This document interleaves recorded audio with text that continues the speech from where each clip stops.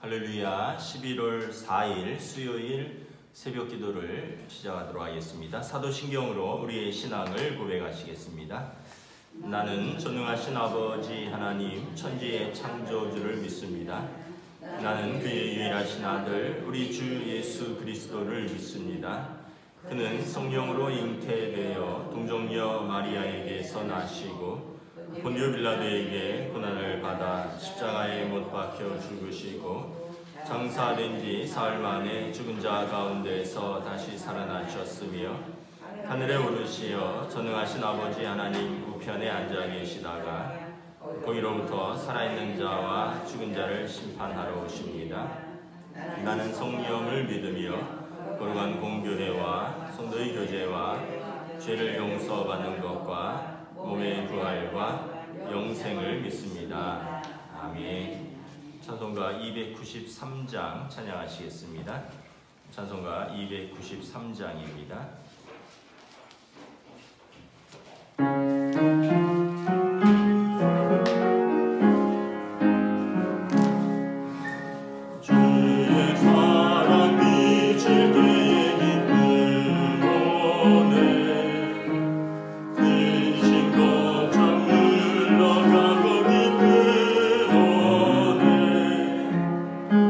기도하게 하시며 힘이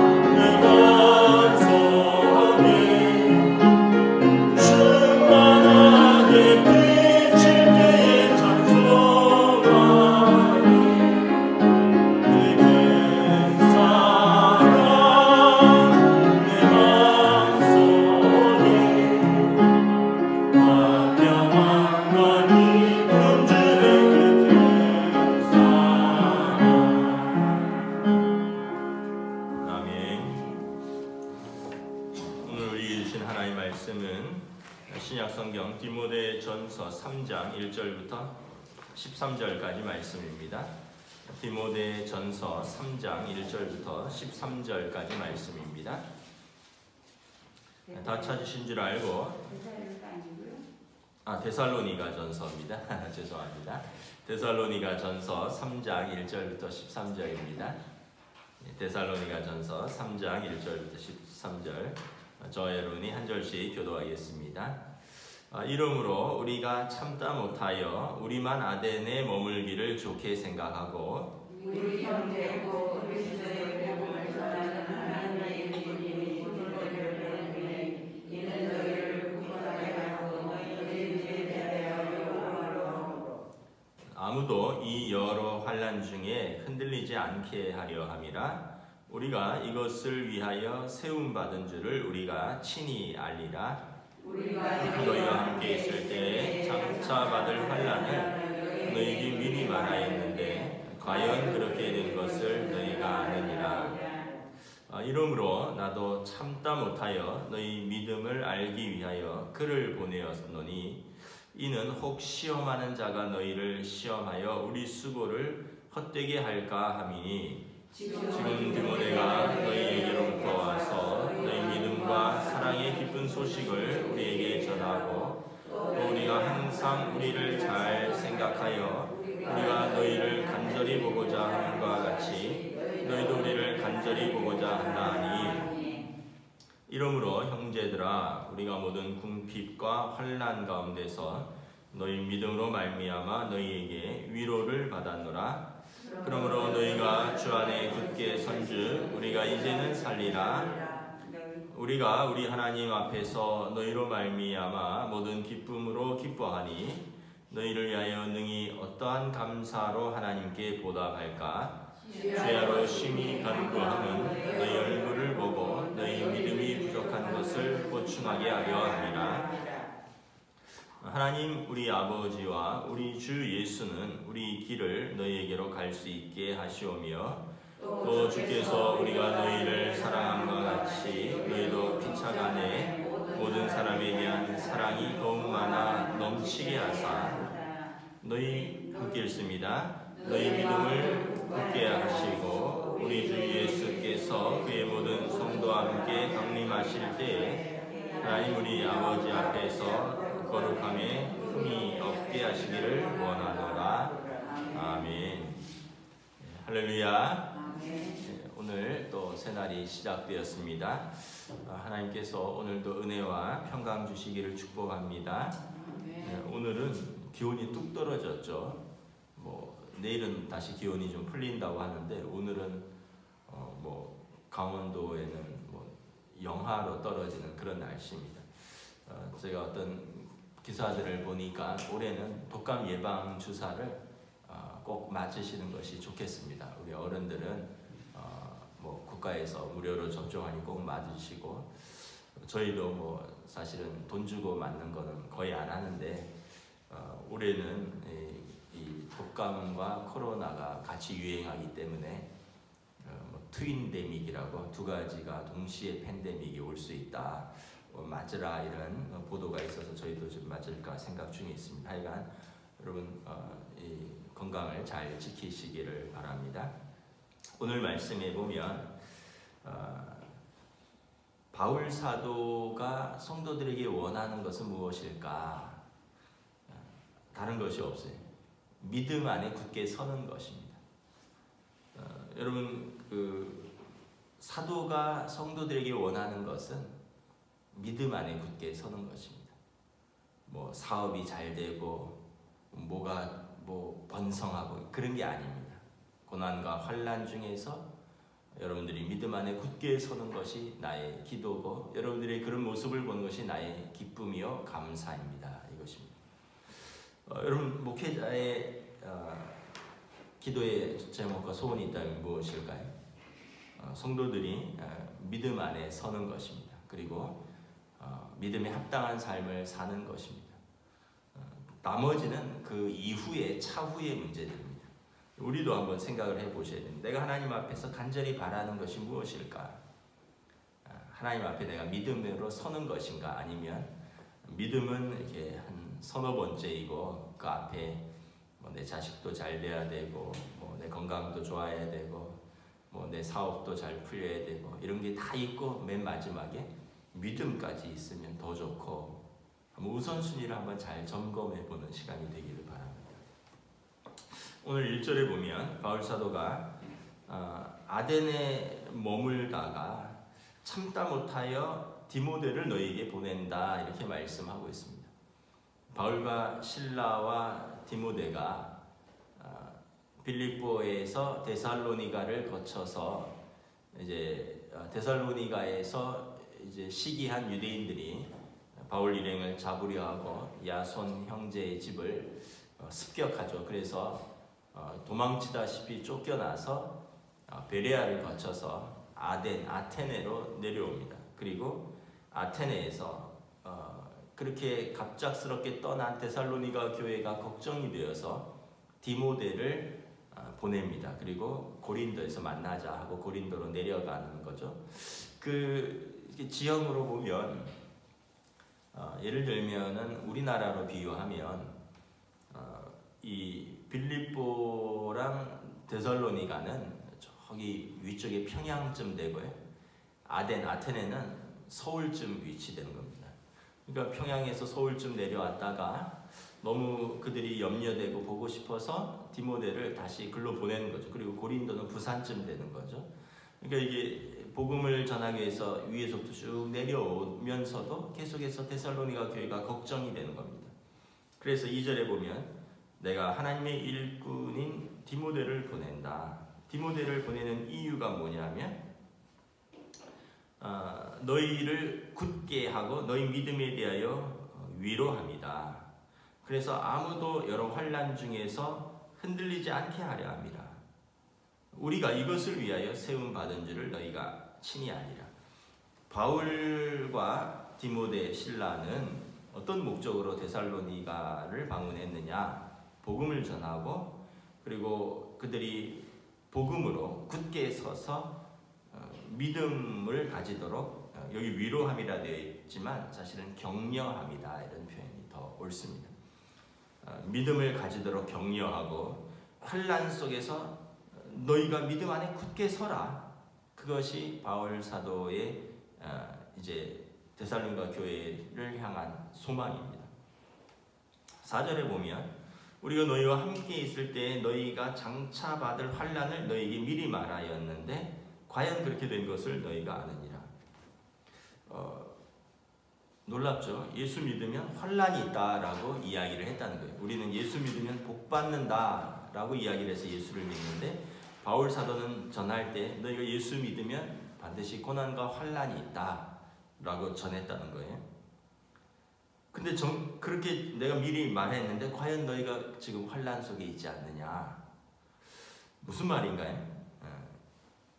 그 당시 사람들은 예수 믿으면 이방 사람들은 로마 황제를 섬기는데, 여러분 예수님에 대한 호칭이 뭡니까? 퀴리오스, 주입니다. 주. 이것은 로마 황제에게 쓰는 표현입니다. 최고, 북한식으로 표현하면 최고 존엄. 최고 존엄이라는 표현이 북한에서 쓰니까 좀 이상하게 쓰이지만 가장 존귀한 분에게 붙이는 호칭이 주입니다. 최고 존엄. 그 로마 황제가 생각할 때, 아니 내가 이 땅의 최고 존엄인데, 퀴리오스, 내가 주인데, 내가 만백성의 주인인데, 아니 저 사람들은, 유대인들은 예수를 주라고 고백하니까, 그리고 또 유대인들은 황제는 인간일 뿐이다. 황제는 우리가 존경하고 사랑하는 것은 마땅하지만 숭배할 대상은 아니다. 그래서 황제 숭배를 거부하는 거죠. 그랬더니 황제는 신과 같은데, 신의 아들인데 우리를 숭배하기를 거부한다. 그래서 핍박을 하는 거죠. 또 유대인들은, 유대교는 율법이 생명인데 바울 사도는 율법으로는 우리 죄만 드러날 뿐이다. 우리는 예수 그리스도를 통한 십자가의 속량을 믿는 것이다. 예수를 믿는 자가 죄의 용서함을 얻고 하나님의 자녀가 된다. 구원을 받는다. 아니 율법을 통해서 구원을 받는데 율법이 아니라 예수를 통해서 구원을 받는다 하니까 얘네들은 이단이 되는 거죠. 그래서 동족의 핍박이 있는 겁니다. 그래서 예수를 믿으면 이방인들 중에서 황제 숭배를 거부한다고 핍박이 있고, 예수를 믿으면 동족에게서 율법이 아니라 예수를 통해서 구원을 얻는다니 핍박이 있다는 거죠. 바울 사도가 이것을 이야기한 것입니다. 지금까지 너희가 섬기고 붙들고 있었던 것을 놓고 예수를 믿기 때문에 오는 새로운 핍박이 있다는 거죠. 지금까지 붙들고 믿고 있던 것을 계속 붙들고 있으면 핍박받을 이유가 없죠. 여러분, 우리도 마찬가지입니다. 우리가 진짜 예수를 믿으면 핍박이 옵니다. 예를 들면 이런 거죠. 이제는 죄인의 길에 서지 않는 것입니다. 오만한 자의 자리에 앉지 않는 것입니다. 또 사람들이 생각할 때 너만 깨끗하냐? 너만 잘났냐? 너만 거룩하냐? 그럼 우리는 그러면은 속된 사람들이냐? 이전에는 넌 왜 그랬느냐? 그래서 죄인의 길에 서지 않고자 하는 것에 대해서 사람들이 이상하게 생각할 것 아니라 그것을 인정받기까지 이제 미워하는 거죠. 여러분 생각해보세요. 같이 어울려 다니면서 죄 짓다가 갑자기 그 길에서 나는 돌아섰다 하면은 조직폭력배들 어떻게 합니까? 배신했다 그러고 손가락 자르라 그러고 뭐 생명을 죽기 전에 이 조직을 못 떠난다고, 이것과 비슷한 겁니다. 죄인의 길에서 우리가 돌아서고자 할 때 사단은 끊임없이 우리를 핍박합니다. 우리를 공격합니다. 그래, 너 그 믿음 지킨다고? 내가 한번 흔들어 볼게. 너 과연 믿음을 지킬 수 있는지. 그렇게 해서 우리를 공격한다는 거예요. 사람이 공격하고 사단이 공격한다는 거죠. 왜냐하면 사단은 공중권세 잡은 자로서 자기가 이렇게 권세를 잡고 있던 사람이 예수 그리스도를 통하여 하나님께 돌아가니까 그 영혼을 빼앗아 오려고 그를 흔드는 것입니다. 그를 공격하는 것이죠. 그래서 5절에 보면 이런 표현이 있죠. 혹 시험하는 자가 너희를 시험하여 우리 수고를 헛되게 할까 합니다. 사단이죠. 시험하는 자는 물론 이제 사람이 될 수도 있고 환경이 될 수도 있지만 사단이 공격하는 것입니다. 너희를 시험하여 너희를 흔들어서 너희를 유혹하고 너희를 시험하여서, 영어 성경에 보면 이게 템프터라고 되어 있습니다. 템프터는 유혹하다는, 너희를 유혹하고 너희를 힘들게 해서 우리가 너희의 믿음을 세우기 위한 수고를 헛되게 할까 하노라. 그래서 내가 디모데를 보낸다는 것입니다. 바울 사도가 데살로니가에서 복음을 전한 이유도, 디모데를 보낸 목적도 뭐냐면 데살로니가 성도들이 믿음 위에 견고하게 서는 것입니다. 디모데를 보낸 이유는 고난과 환난 가운데서 그들이 믿음을 잃을까 염려되어서 디모데를 보내는 것입니다. 오늘 이 시대도 여러분 믿음을 지키는 것이 우리의 여러분 성도의 본분입니다. 우리가 어떠한 일이 있더라도 우리는 믿음을 지키는 것입니다. 왜냐하면 그것이 구원받은 자의 합당한 자세이기 때문에 그렇습니다. 여러분 예수 믿으면 두 가지가 약속되어 있죠. 첫째는 무엇입니까? 하나님 자녀가 되어서 하나님 나라 가는 것이잖아요. 여러분 예전에 이건희 회장 부친이죠. 고 이병철 회장이 어느 누구죠? 신부에게 몇 가지 질문을 썼다 그랬잖아요. 그 중에 몇 가지가 기억이 나는데, 사람은 죽으면 어떻게 되는가? 여러분 어떠한 부자도 죽으면 어떻게 하는가에 대한 두려움이 있어요. 어떠한 권력자도 내가 죽으면 어떻게 되는가에 대한 두려움이 있어요. 예수 믿는 자는 거기에 대한 답을 얻었잖아요. 하나님 자녀가 된다. 그러니까 여러분 이 확신이 있으면 우리는 천국 가움에 있어서 두려움이 없죠. 그러니까 이 땅에서도 여러분 사랑하면서 열심히 사시고, 주님 부르시면 또 그곳에서 더 영광스러운 곳에서 더 여러분 부활의 영광스러운 몸을 돌리고 주님이 우리 아버지 되시고 우리가 그의 자녀가 되어서 다시 눈물이 없고 슬픔이 없는 그곳에서, 우리 이 땅에 살면서 얼마나 눈물도 많고 슬픔도 많습니까? 그곳에서 하나님의 위로와 사랑 가운데 영원토록 살 것이다. 우리는 하나님의 이 약속을 믿고 사는 사람이죠. 첫 번째가 이것입니다. 우리가 하나님의 자녀가 되어 하나님 나라에 들어가고, 두 번째는 무엇입니까? 예수 믿고 우리 삶이 변화되어서 우리 인격이 변화되어서 우리가 사는 그곳에 하나님의 나라가 이렇게 구현되는 거죠. 내가 예수 믿기 전에는, 예를 들면 예수 믿기 전에는 성격이 더러웠는데 예수 믿고 아름다워졌어요. 예수 믿기 전에는 굉장히 방탕하고 죄의 길을 가서, 그러나 이제 예수 믿고 나서는 그 길에서 돌아섰어요. 그러면 어떻게 됩니까? 예전에 여러분 죄의 길에 들어서서 살고 더러운 성격 갖고 살고 그 가정이 어떻게 되겠습니까? 엉망이 되겠죠. 그러나 이제 내가 예수 믿고 변화되었어요. 성품이, 인격이 성화되고 죄의 길에서 돌아서고, 그럼 어떻게 됩니까? 부모가 제일 기뻐하겠죠. 남편이 제일 기뻐하겠죠. 아내가 제일 기뻐하겠죠. 그런 아버지를 두었다면 자녀들이 기뻐하겠죠. 그 같이 사는 사람들이 예수 믿는 사람을 통해서 하나님의 나라를 맛보는 거예요.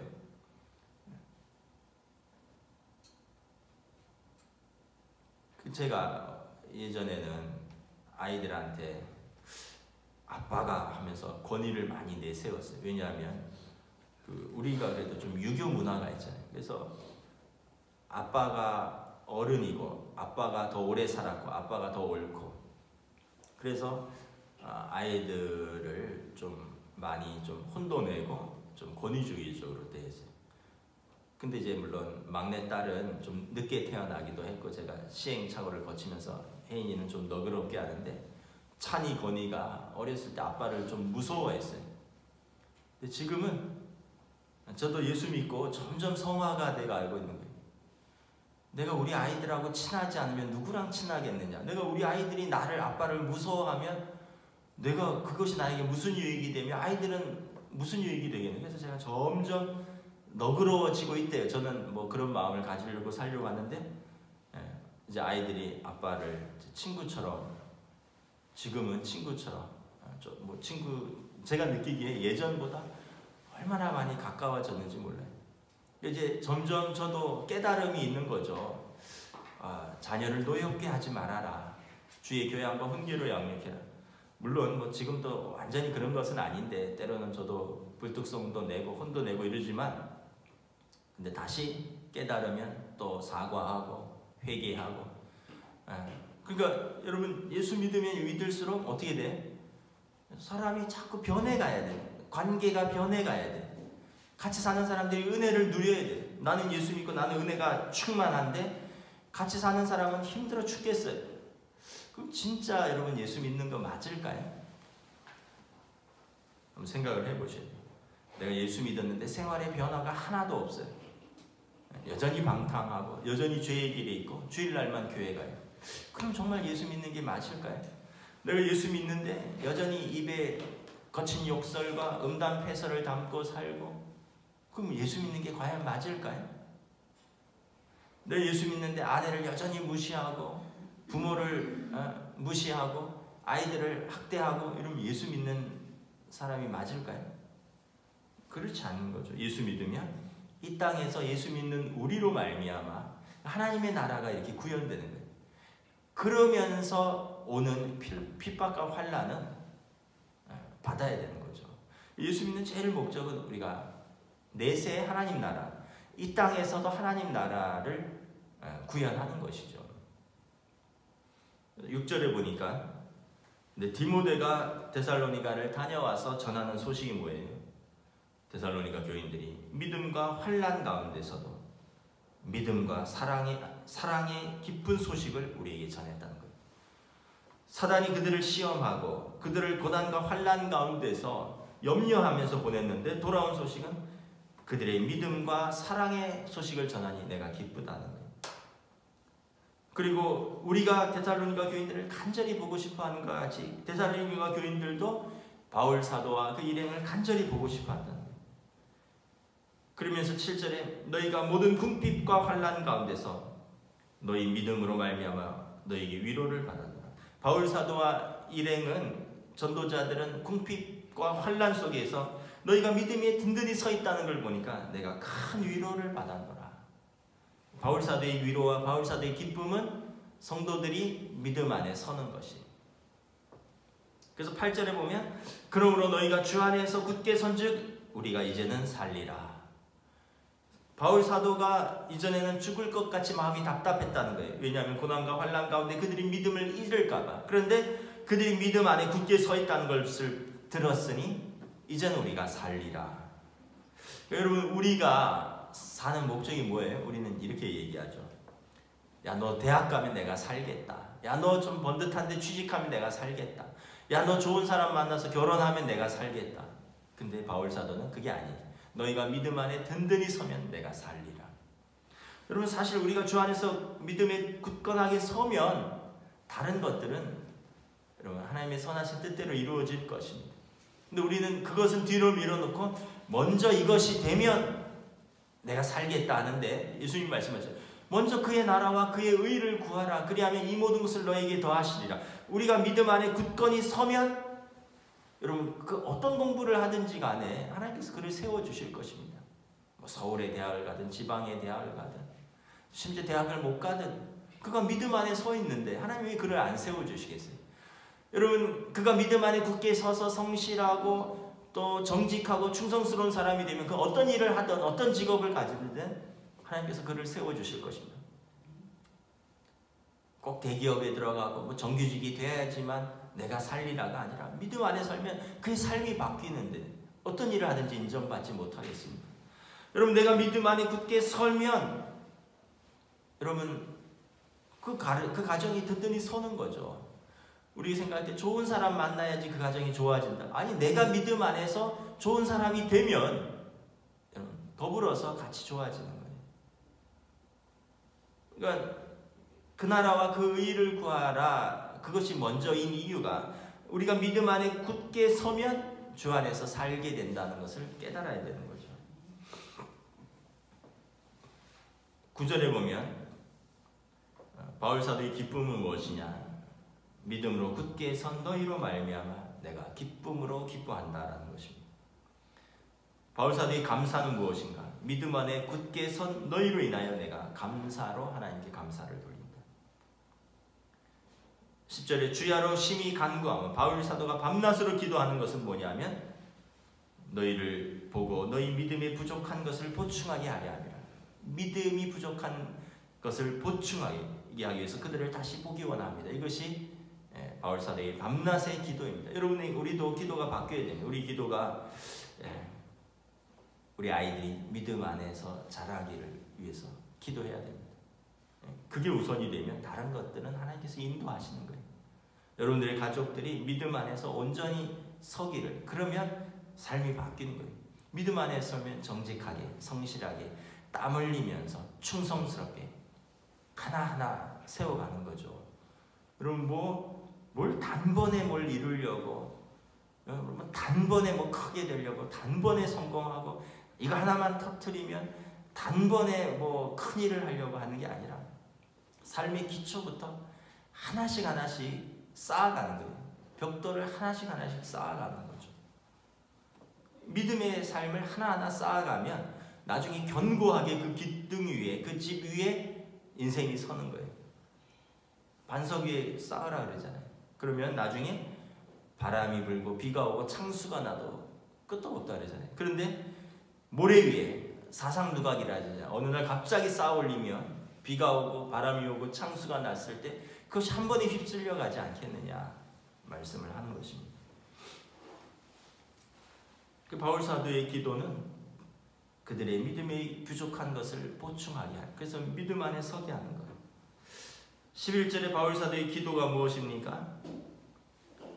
하나님 우리 아버지와 우리 주 예수께서 우리 길을 너에게 갈 수 있게 하시오며. 다시 바울 사도는 데살로니가를 방문하기를 원하는 거예요. 그래서 그들의 믿음을 세우고 또 12절에 주께서 우리가 너희를 사랑함과 같이 너희도 피차간의 모든 사람에 대한 사랑이 더욱 많아 넘치게 하사 그들에 대한 또 간구는 우리가 너희를 사랑했듯이 서로 피차간에 사랑하면서 살으라. 성도들 여러분 사랑하며 살아야 됩니다. 아니 같이 사는데 미워해서 어쩌겠다는 거예요. 여러분 신앙생활 같이 하면서 서로 미워하면 어떻게 하겠습니까? 그럼 같은 국민이 서로 미워하면 어떻게 되겠어요? 그럼 뭐 나뉘는 거죠. 맨날 치고받고 싸우는 거죠. 옛날에는 영남과 호남이 치고받고 싸우고, 요즘은 뭐 태극기 부대와 젊은 세대가 치고받고 싸우고, 뭐 보수와 진보가 치고받고 싸우고, 이전에는 남과 북이 치고받고 싸우고. 우리 민족이 장점이 굉장히 많은데 단점 중에 하나는 다혈질이라는 거예요. 그래서 내 편 아니면 적이 되고, 그래서 맨날 싸우는 거예요. 그러나 여러분, 뭐 다른 데서는 그럴지 몰라도 두 가지에서는 그러면 안 돼요. 가정에서는 그러면 안 되고, 교회에서는 그러면 안 돼요.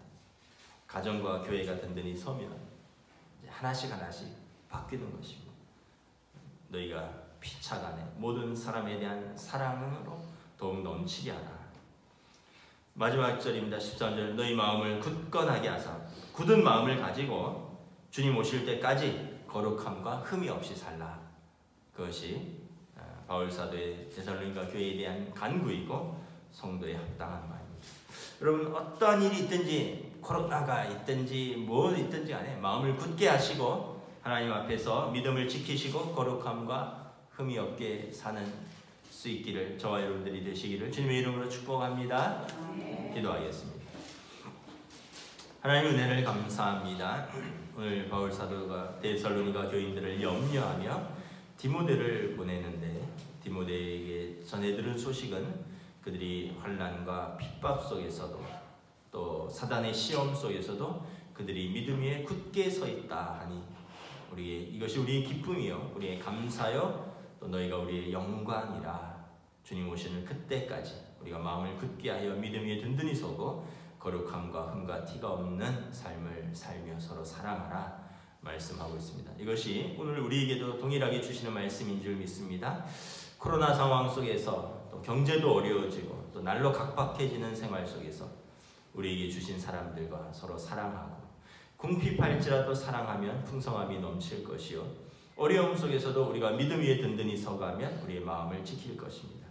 우리가 먼저 그 나라와 그 의를 구하면 하나님께서 우리를 지키시고 선하게 인도하여 주실 줄 믿습니다. 감사를 드리오며 우리 주 예수 그리스도의 이름으로 기도드리옵나이다. 아멘. 하늘에 계신 우리 아버지의 이름을 거룩하게 하시며 아버지의 나라가 오게 하시며 아버지의 뜻이 하늘에서와 같이 땅에서도 이루어지게 하소서. 오늘 우리에게 일용할 양식을 주시고 우리가 우리에게 잘못한 사람을 용서하여 준 것 같이 우리 죄를 용서하여 주시고 우리를 시험에 빠지지 않게 하시고 악에서 구하소서. 나라와 권능과 영광이 영원히 아버지의 것입니다. 아멘.